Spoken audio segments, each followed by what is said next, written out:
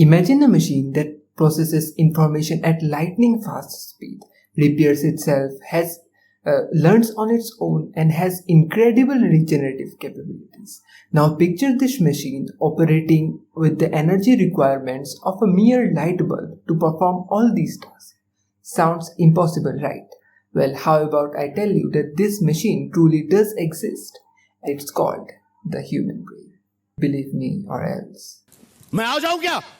अपनी पर This control center of the human body has trillions and trillions of neuron connections. Many scientists believe that a supercomputer modeling the human brain would need to be the size of a city block, and it would literally need nuclear power plant as its power source, and it would need to be cooled down by rivers. But the human brain does all of this with just a few watts of electricity.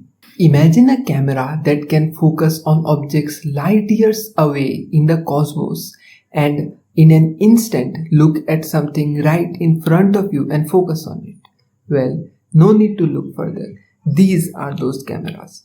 You see, our eyes are designed in such a way that when we look up in the night sky and see stars which are millions and millions of light years away, and in an instant we look down and we can focus on the tiniest of details right in front of us, all in an instant. It's mind-boggling. Just like the way a computer is programmed with languages like Java and Python, in the similar way, human body too is programmed with a language called as DNA. This program guides the cells to make repairs whenever the body is hurt or being attacked by a virus. It helps in transmitting the genetic information of the parents into their offsprings, and it helps in building the proteins that make us all unique.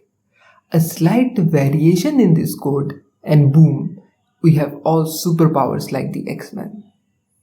The point is that if we take even a little time and analyze what a complex piece of machinery the human body is, we'll be amazed by it.